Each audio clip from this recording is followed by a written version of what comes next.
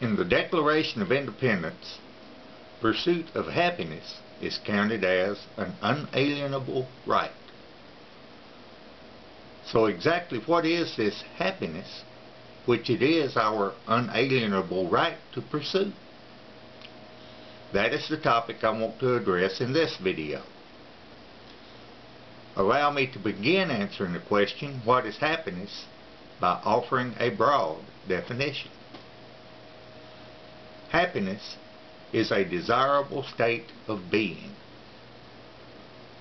Beyond this broad definition, I know no other words, synonyms, or paraphrases that would be helpful at this point. Offering additional words or synonyms now would amount to saying, this is that and that is this. Hence I limit my initial attempt at definition to this broad paraphrase. That having been said, to continue answering the question, what is happiness? I offer three paths or methods of achieving it. Happiness can be achieved by establishing, maintaining, or furthering external conditions favorable to happiness, or a journey of self-discovery involving protracted, intense personal work, study, and struggle, or a choice. Concerning the first path, establishing, maintaining, or furthering external conditions favorable to happiness, may I call Maslow's hierarchy to your attention. Consider the following illustration.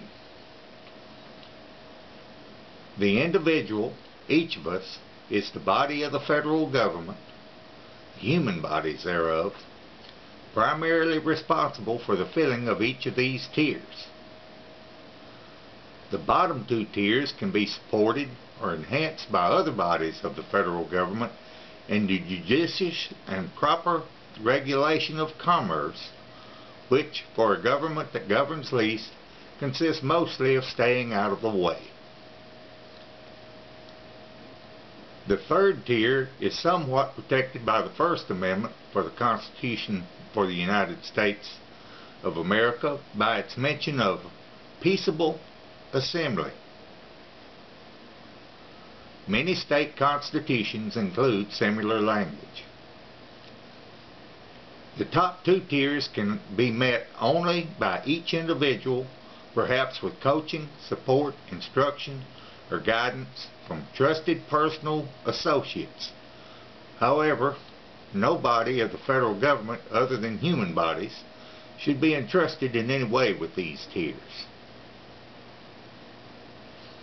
Concerning the second path, a journey of self-discovery involving protracted, intense personal work, study, and struggle, allow me to call the following definition, borrowed from an August 13, 1963 speech by President John F. Kennedy, to your attention.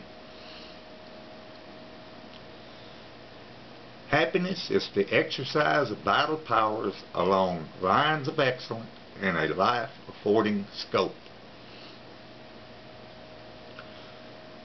I'll start by stating that I take vital powers as referring to the very life force of your body, your being.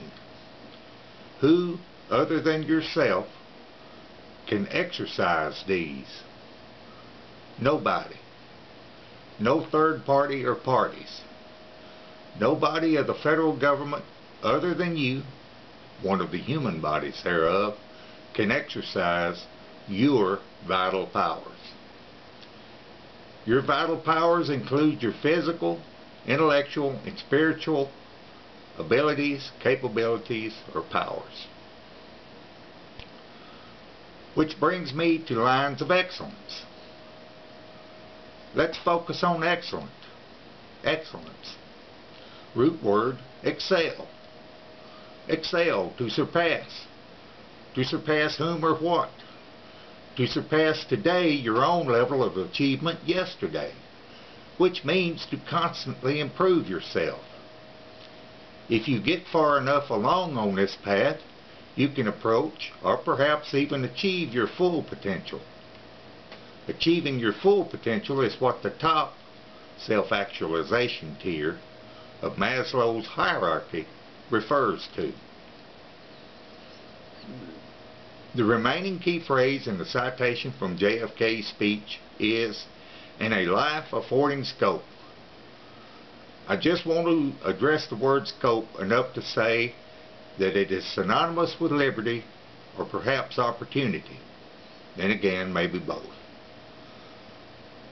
Opportunity can be a viable challenge to one's vital powers. I use the term viable to mean a non-lethal challenge. If it doesn't kill you, it makes you stronger. At the same time, viable means an occasional challenge sufficient to require a stronger exercise of your vital powers than previously required. I think life is more interesting when the perception is that such a challenge might be around the next corner. Liberty in this context refers to the ability to answer such challenges without interference from officials in various formal, non-human bodies of the federal government. Which brings me to the end of my discussion of the second path listed above.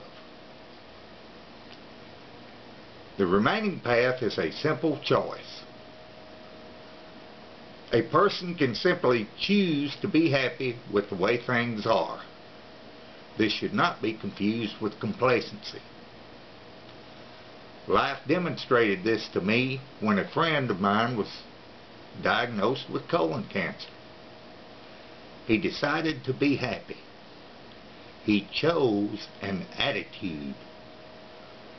This choice had profound effects, positive effects. Amazing things happened in his life after that. I saw it. I was a witness. Suddenly, he became aware that he did not know if he had enough time to change his external circumstances. Suddenly, he was confronted with a challenge that required him to call upon his spiritual abilities to a much greater extent than he had before. He found those abilities and expressed them. He died about 2 years after his initial diagnosis, but that's not the point. The point is that nobody has to be confronted with the likely prospect of early death to make this choice. Consider my definition of individual freedom. Freedom is an irrevocable degree of latitude in attitude and action. Latitude is choice. You have a choice regarding both your actions and your attitude. At this point, I can say happiness is an attitude. Favorable external circumstances and viable challenges may make it easier to achieve that attitude, to feel happy, but the choice can be an act of will despite less than favorable external circumstances or challenges that you might not choose. Such a choice, such an act of will, is also possible in favorable external circumstances and with viable challenges. And with that, I conclude my discussion of happiness.